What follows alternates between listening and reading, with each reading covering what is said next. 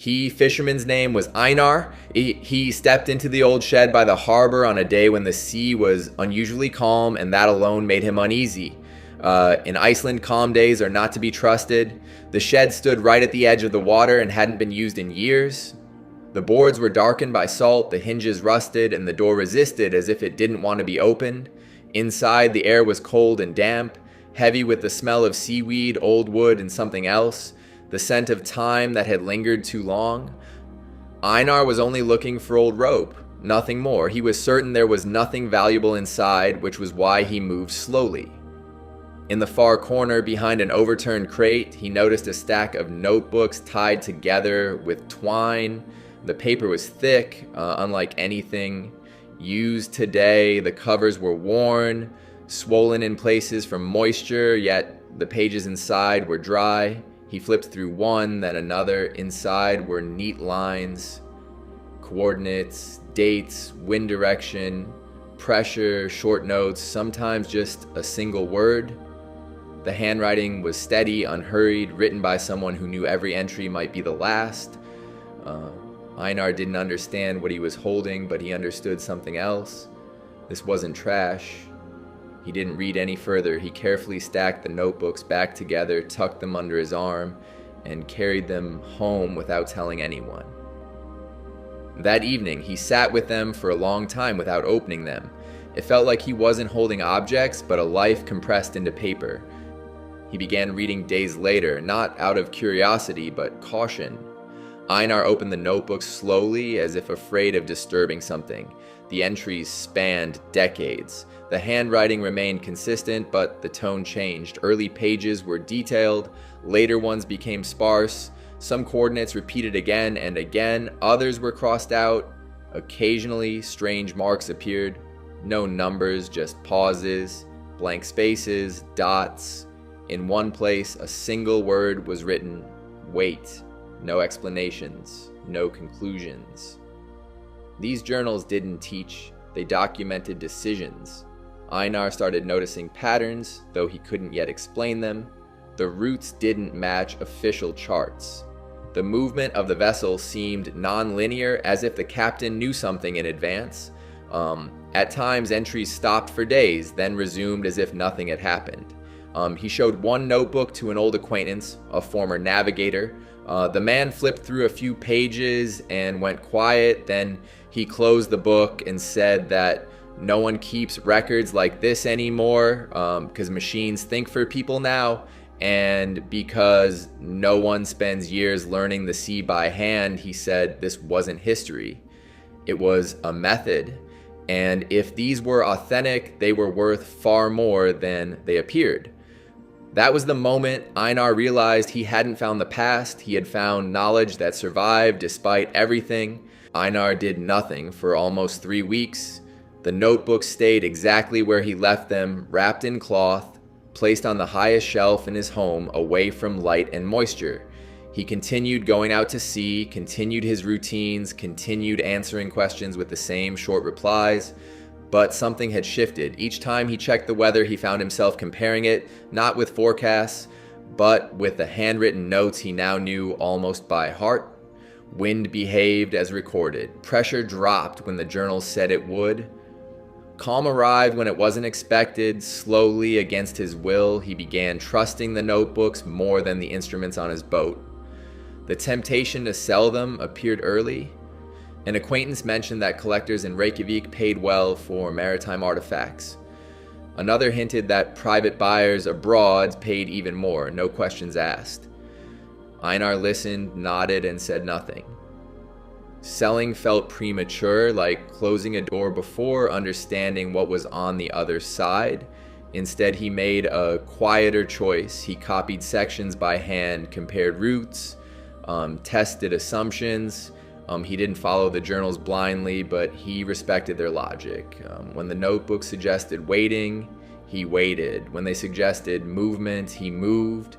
Sometimes hours earlier than others, sometimes days later. The results were subtle at first. Fuel usage dropped, time at sea shortened. He avoided storms without fully knowing how. Other fishermen noticed that he returned earlier, noticed that his gear suffered less damage, noticed that his routes didn't make sense, but worked. Questions followed. Einar answered vaguely. He said he paid attention. He said he learned patience. He never mentioned the notebooks. Then came the first offer that mattered, a man from Denmark, a collector, but not the kind that filled rooms with objects. He studied systems, methods, forgotten ways of thinking. He had heard rumors of navigation logs that didn't align with any known charts. He asked if Einar knew anything about them. Einar didn't answer immediately. Days passed. When he finally agreed to meet, he brought only one notebook, not the oldest, not the most detailed, just enough to be understood. The man didn't negotiate at first. He read, slowly, carefully. He asked questions, not about price, but about origin, continuity, gaps. When Einar said he had more, the man closed the notebook and said something unexpected. He said selling them individually would be a mistake, that their value wasn't in age or rarity, but in completeness, in sequence, in the fact that they survived together. He said if Einar ever chose to sell, he should sell them as one body of work. That night, Einar didn't sleep.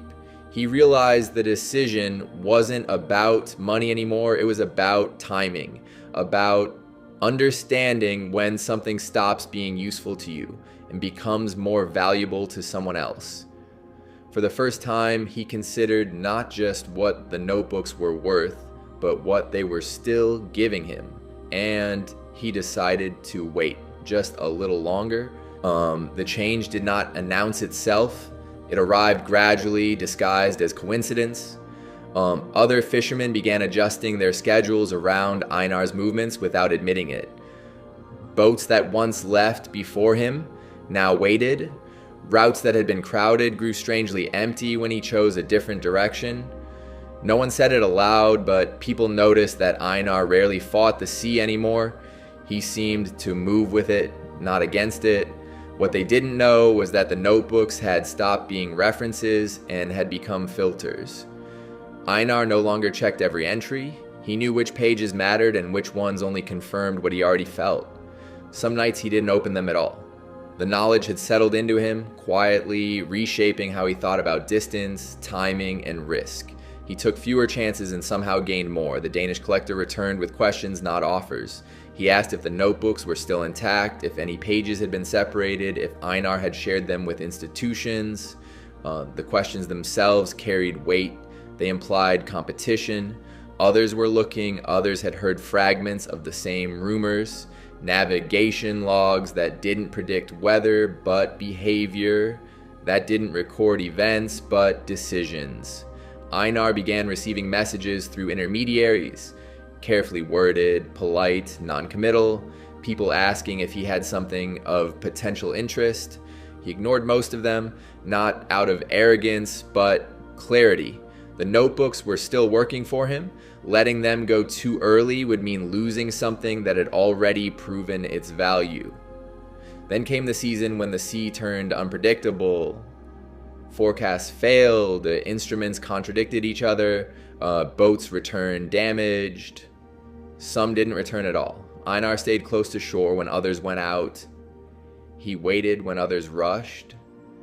The notebook suggested restraint, and restraint paid off. His losses were minimal. His roots remained intact. That was when he understood the final shift. The notebooks were no longer just knowledge. They were proof. Proof that something old still outperformed something new. Proof that intuition, recorded patiently over decades, could outlast technology. And proof attracts buyers far more than stories ever do. Einar contacted the Danish collector himself, not to sell, to ask one question. If I stop using them, he said, what happens to their value? The answer came quickly. It becomes clear. The meeting took place far from the harbor. No sea, no boats, just a quiet room, neutral light, and a table large enough to hold every notebook laid out in order. For the first time, Einar saw them as a whole, not as tools, not as guides, but as a complete record of thought, uninterrupted, disciplined, and rare. There was no auction, No dramatic bidding. The value was discussed calmly, almost clinically. Authentication, provenance, continuity. The notebooks passed through careful hands. Pages were turned slowly. Silences were long. When the number was finally spoken, it didn't feel unreal. It felt appropriate, just under $19,500. Not for the paper, not for the age, but for the method preserved inside them. Einar didn't negotiate. He didn't try to extract more. He understood that the price reflected something precise. The moment when the notebook stopped being part of his future and became part of someone else's past. And he signed the papers. The notebooks were packed carefully, each wrapped the same way he had wrapped them at home.